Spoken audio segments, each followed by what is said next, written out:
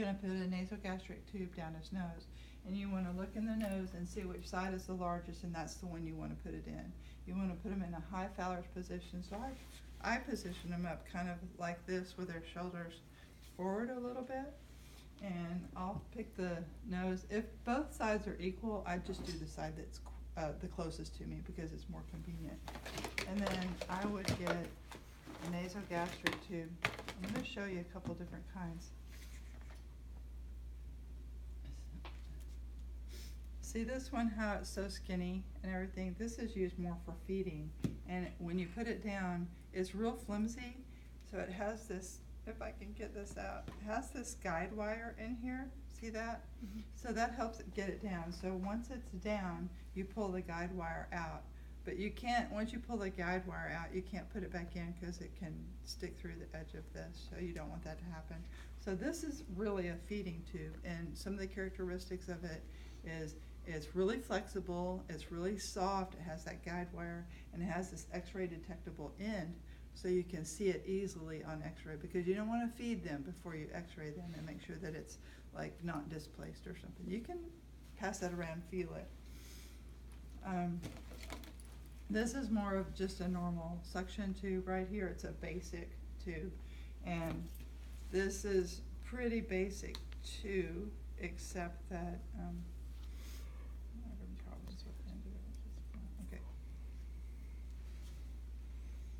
except it has a little vent out here. I'll use this one to put down this patient.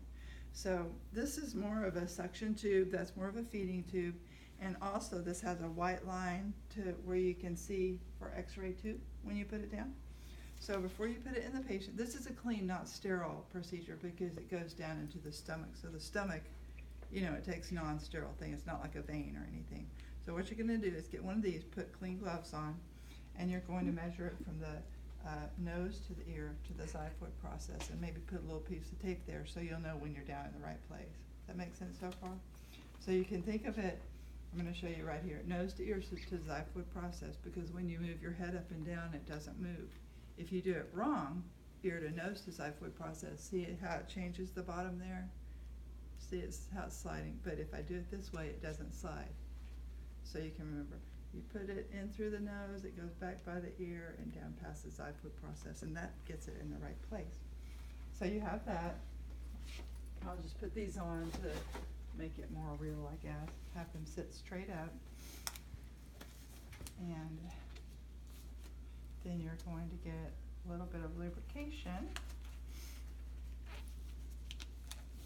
And I just get some and put it on like a little sterile gauze or something like that. So I'll get a little lubrication, and it really, really, really helps to lube this end up good so it'll go through the nose part there. So lubrication really, really helps, and we are going to pretend like this is a glass of water with a straw in it, okay? So you be the nurse over there, so hold that glass of water for just a second. So what I'm going to do is high Fowler's position. We've already measured, and let's say we have it taped down here.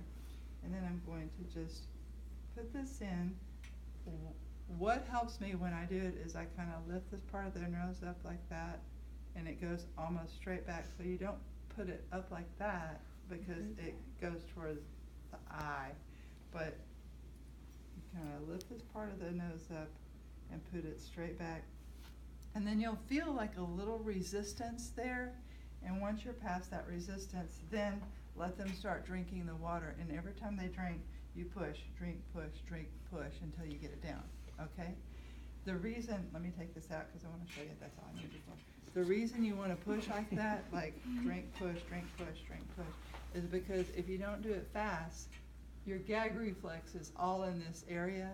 And if you get it down here and you're pushing real slow, they'll be like, throw it, you know, they could have some projectile vomiting and stuff. You want to get it down past the throat area where you swallow, so they're not feeling that gagging sensation. Kind of makes me sick just to think about that. But that's probably like my biggest thing in the hospital is like when someone is gagging a little bit, it kind of affects me. Even now, you just have to power through it a little bit. So once you've got it down, then this right here, you have to have a connector, but it's hooked up to your suction machine, and then you can turn the suction machine on, and it will suck up whatever contents are in the stomach. So you don't need this NG unless they're having like a lot of real bad nausea feeling and stuff, and maybe they've just had surgery. Let's say they've had, I don't know, open heart surgery, and then they've been under anesthesia for several hours. Maybe they ate something they shouldn't have because they didn't follow an order right or something, and now they just have like the anesthesia in their stomach is causing a lot of acid and stuff. Well, you don't want them to throw up because they have stitches and stuff, so you put an NG down. Does that make sense? Okay, a couple other things about this is you want to put it down the main lumen, not this. This is, you know how on a gas can you have the main spout and then you have a little spout at the back that you pull up and it makes the main spout work better? Does that make sense? It's kind of like that. This is just an air vent. It's called a pigtail because it hangs off the side. So don't put anything down the air vent. Don't put water, air, or anything. This just makes this work better. So when you put it down and suction them out, that's called lavage because it's leaving. Give you a couple new words to learn. And if you